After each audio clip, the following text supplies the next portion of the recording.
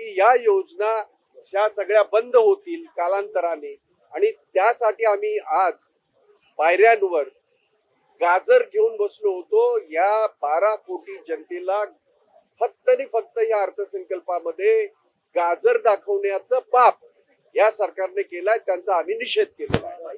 मला असं वाटतं की बघा, आता ही एक निर्लज्जपणाची परिसीमा झाली।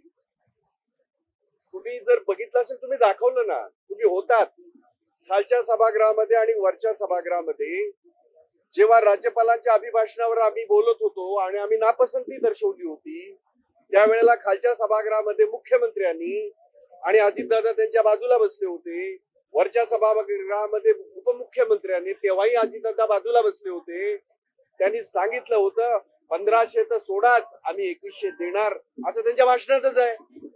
राज्यपालांच्या अभिभाषणावर उत्तर देत असताना त्यांनी सभागृहामध्ये सांगितलेलं आम्ही सगळ्यांनी नापसंती दर्शवली होती।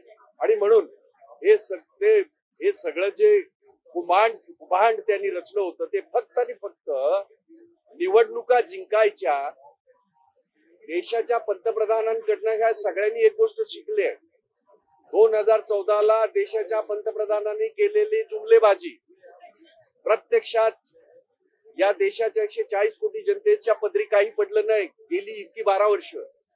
किंबहुना त्यांच्याकडनं हेच या सरकारने शिकलेलं आहे आणि घोषणा करायच्या, मोठ्या गोष्टी करायच्या, परंतु लोकांच्या पदरामध्ये काहीही पाडायचं नाही, अशा पद्धतीचं हे जे अर्थसंकल्प आहे त्याचा आम्ही निषेध करतो।